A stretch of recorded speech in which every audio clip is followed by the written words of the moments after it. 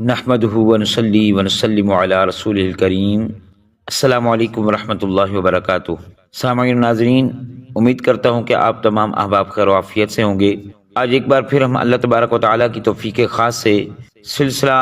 نبوت سے متعلقہ عقائد میں حاضر ہیں۔ آج ہم بفضل ہی خدا عقیدہ نمبر 5 پر بات کریں گے۔ آئیے سب سے پہلے عقیدہ نمبر 5 سماعت کرتے ہیں۔ فرمایا، بہت سے نبیوں پر اللہ تعالیٰ نے صحیفے اور آسمانی کتابیں اتاری، ان میں سے 4 کتابیں بہت مشہور ہیں۔ تورات حضرت موسیٰ علیہ السلام پر، زبور حضرت داؤد علیہ السلام پر، انجیل حضرت عیسیٰ علیہ السلام پر، قرآن عظیم کے سب سے افضل کتاب ہے، سب سے افضل رسول حضور پر نور احمد مجتبیٰ محمد مصطفیٰ صلی اللہ علیہ وآلہ وسلم پر۔ کلام الہی میں بعض کا بعض سے افضل ہونا، اس کے یہ معنی ہے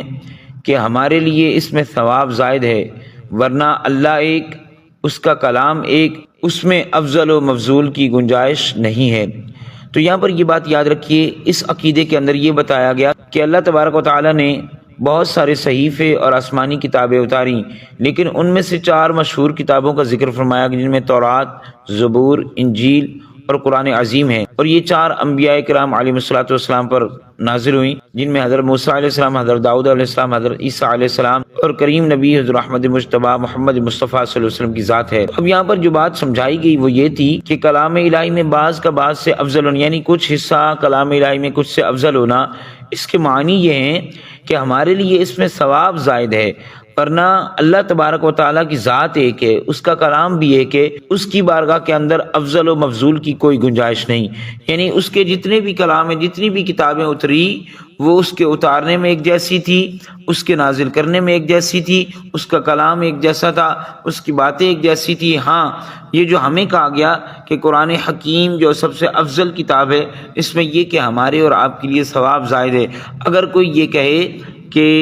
قرآن سب سے افضل ہے اور باقی کتابوں کی کوئی ویلیو نہیں، ان کی فضیلت کم ہے، وہ کسی اہمیت کی قابل نہیں، تو یاد رکھیے وہ دائرہ اسلام سے خارج ہو جائے گا۔ مگر یہ یاد رکھیے کہ اگر ان کتابوں کی بات آ جائے، ان کا کہیں تذکرہ ہو، تو ان کا تذکرہ بھی ادب کے ساتھ، ان کی افضلیت کے ساتھ، ان کے مقام و مرتبے کے ساتھ کرنا چاہیے، اس لیے کہ یہ جو افضل اور فضیلت کی بات ہوئی، اس سے مراد یہ ہے کہ ہمارے لیے جو ہمارے پاس کتاب ہے، اس کا ثواب زیادہ ہے، ورنہ اللہ تبارک و تعالیٰ کی بارگاہ کے اندر اس کے تمام کلام برابر ہیں،